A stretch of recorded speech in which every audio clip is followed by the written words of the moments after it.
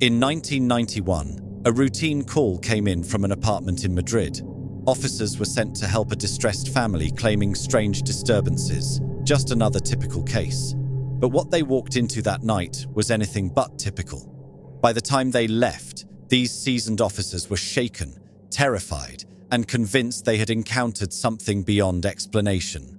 This is one of the most documented cases of paranormal activity ever witnessed by law enforcement.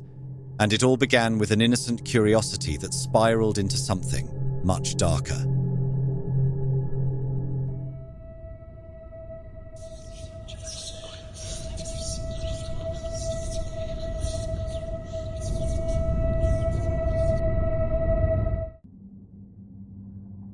In the working-class neighborhood of Vallecas, on the outskirts of Madrid, the Lazaro family lived in a small, run-down apartment building.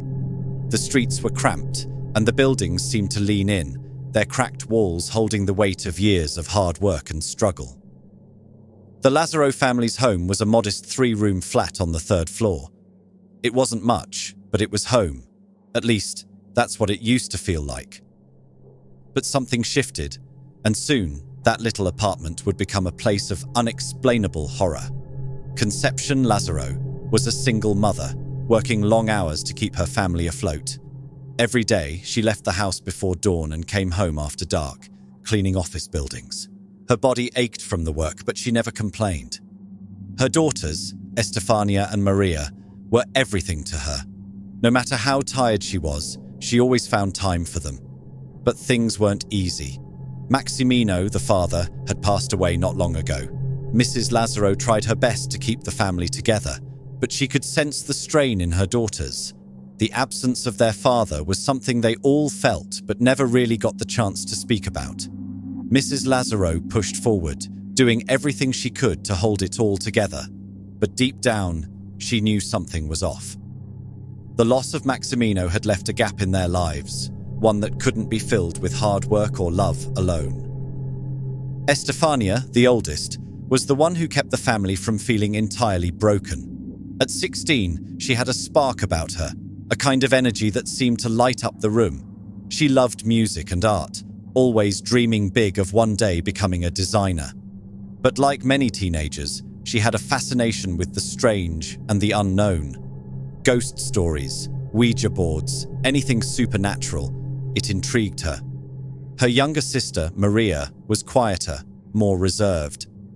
At 14, she was the more cautious of the two, preferring books and quiet time over Estefania's boundless energy. Where Estefania was outgoing, Maria was introspective, and while she loved her sister, she often found herself feeling overshadowed.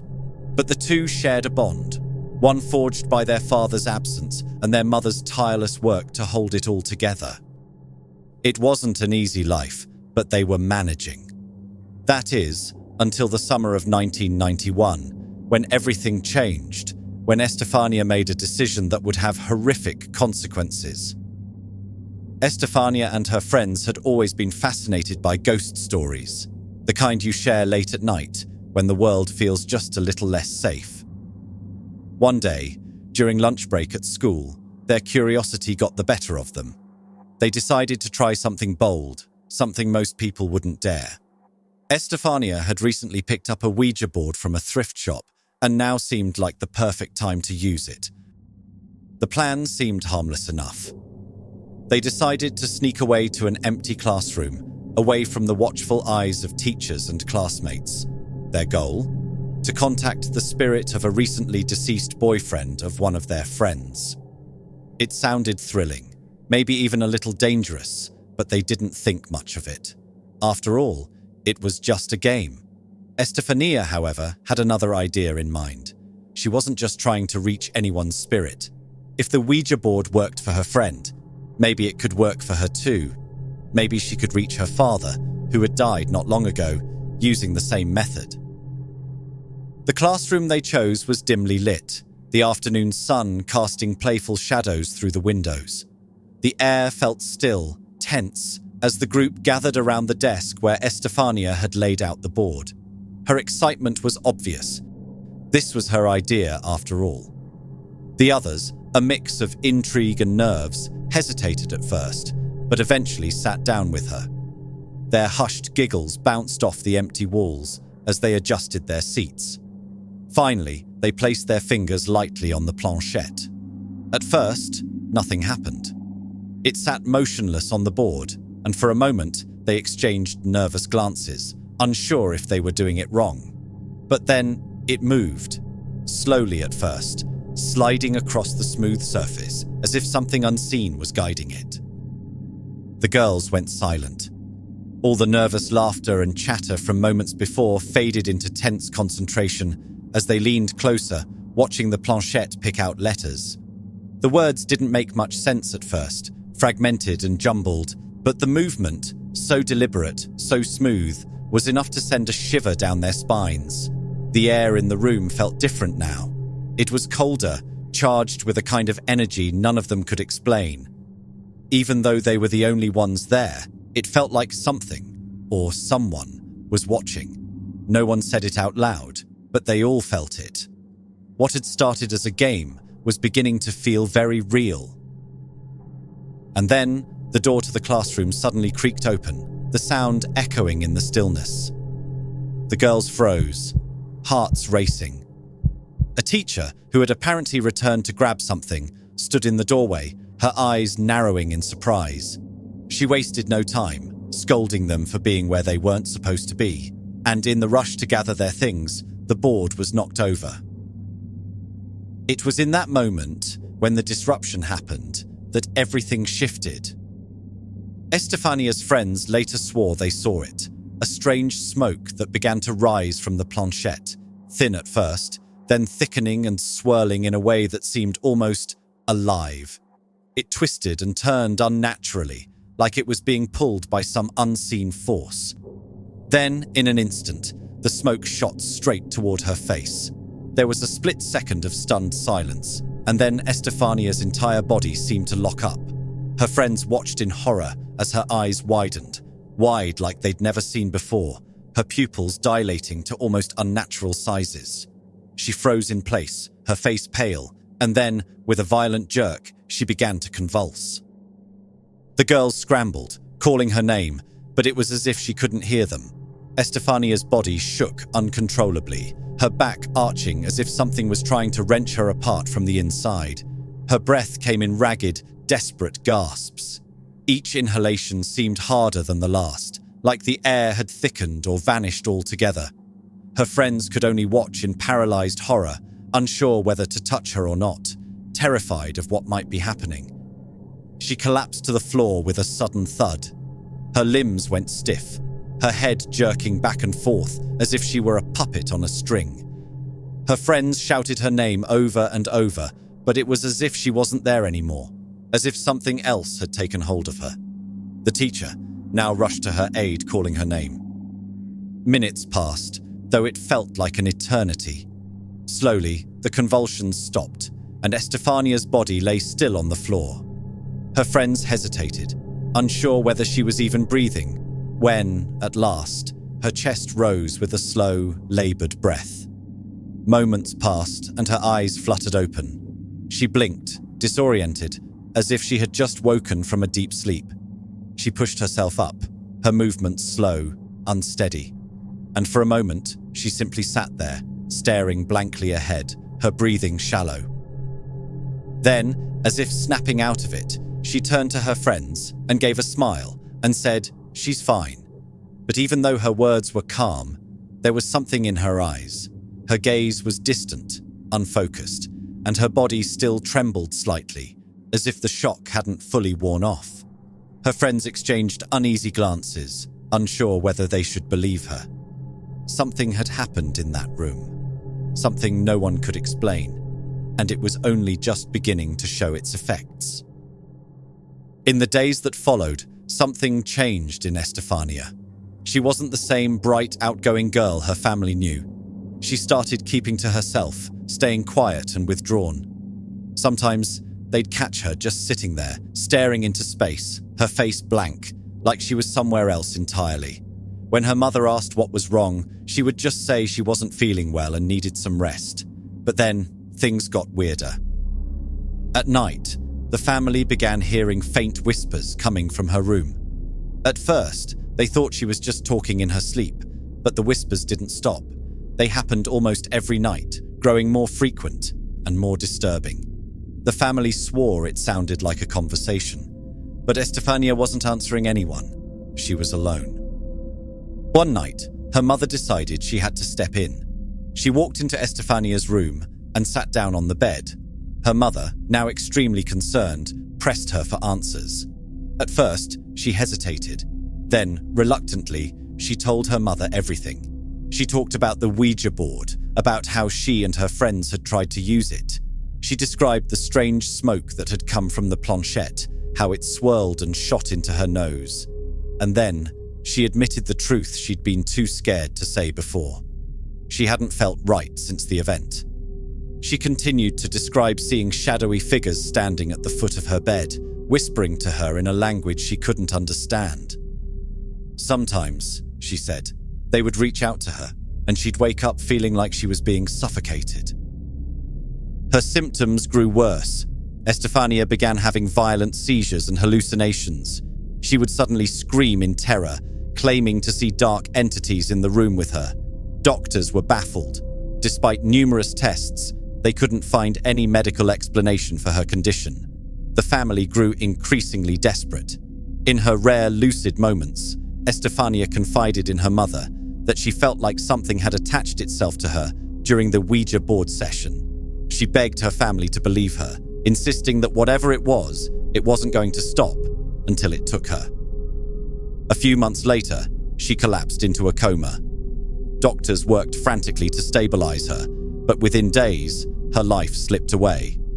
Her cause of death was officially listed as sudden pulmonary asphyxia, but the Lazaro family was left with more questions than answers. The loss of Estefania shattered the family. Mrs. Lazaro blamed herself for not intervening sooner, and Maria withdrew into herself, unable to process her sister's death. But grief wasn't the only thing hanging over their apartment. Soon after Estefania's funeral, strange occurrences began. It started small, lights flickering without explanation, doors creaking open, and muffled whispers echoing in the hallway.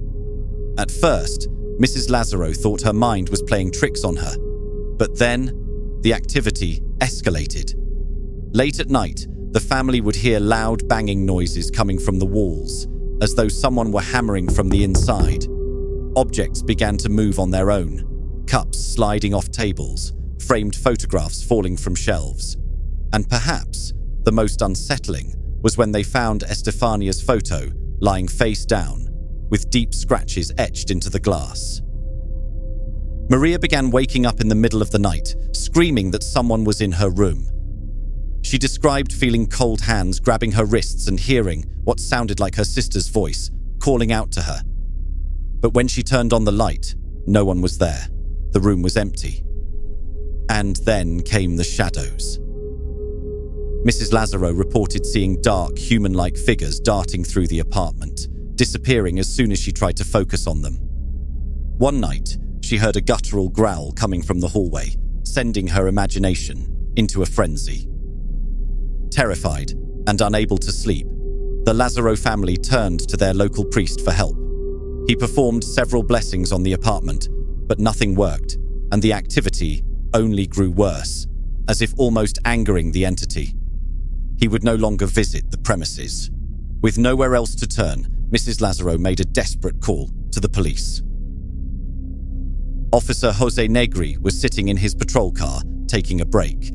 He was reaching for his coffee when the radio crackled to life, summoning him back to work. The dispatcher relayed a report of disturbances in a nearby apartment, loud banging, objects moving on their own, and voices heard in empty rooms. Negri, a seasoned officer, had seen plenty of strange calls in his time, but he couldn't have known this one would be unlike anything he'd ever encountered. Arriving at the Lazaro family's apartment building, Negri and his partner climbed to the third floor, where they were greeted by Mrs. Lazaro. Her face was pale, her hands wringing nervously as she opened the door. Her youngest daughter stood beside her, clutching her mother's arm and peering out at the officers with wide, frightened eyes. Mrs. Lazaro ushered the officers in. From the moment Officer Negri stepped inside, something felt off. The air was almost damp and heavy, almost suffocating. The dim lighting casting eerie shadows across the apartment walls. Mrs. Lazaro explained that since the death of Estefania, the family had been plagued by unexplainable occurrences. Loud banging that shook the walls in the dead of night, furniture moving by itself, and whispers that seemed to come from nowhere. Her voice cracked as she described the fear that had consumed their home. Negri listened, his expression carefully neutral, but his skepticism was already wavering. Before he could ask more questions, a loud crash echoed from the hallway. Both officers instinctively turned toward the noise, their hands drifting to their holsters.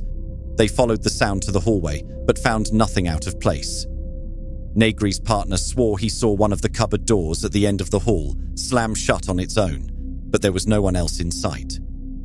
They searched for any logical explanation, loose hinges, drafts, but found nothing. Then Mrs. Lazaro led them to the youngest daughter's bedroom, where now much of the activity was said to occur. As they stepped inside, the temperature dropped dramatically. Negri could see his breath in the air, though it was a mild night outside. On the wall was a crude drawing of a face with hollow, lifeless eyes. Mrs. Lazaro explained that Estefania had drawn it shortly before her death. As they stood in the room talking, the heavy wardrobe in the corner of the room suddenly shifted. It didn't creak or wobble. It slid several inches across the floor, completely unprovoked. The officers froze, staring in stunned silence at the massive piece of furniture. Negri crouched to inspect the floor beneath it. It was perfectly level. The officers exchanged uneasy glances, their calm demeanor beginning to crack. And then, a loud bang echoed from the kitchen. As they entered the room, a cabinet door flew open with violent force, slamming hard against the wall. Then, with a forceful crash, a crucifix hanging above the doorway fell to the floor and shattered into pieces. That was the breaking point for both officers. Negri's partner muttered a quiet prayer, urging Negri to expedite the search. After documenting everything they'd witnessed, the officers hurriedly left the apartment. In his report, Negri would later describe the events as phenomena beyond natural explanation. As for the Lazaro family, the officers' acknowledgement offered a small measure of validation, but it didn't bring them any closer to finding peace. The disturbances didn't stop. In fact, they only intensified. Both mother and daughter started experiencing something far more terrifying, feeling as if they were pinned to their beds, unable to move, while disembodied voices echoed through the room. The terror became too much to bear, forcing the family to leave the apartment behind. They moved away, hoping to escape the nightmare that had consumed their lives. And while the terrifying events eventually ceased, the damage had already been done. As they began to rebuild what remained of their family, they knew things would never truly be the same again. And so, to this day, what happened in Vallecas remains one of the most chilling, unexplained, and well-documented cases of paranormal activity ever witnessed.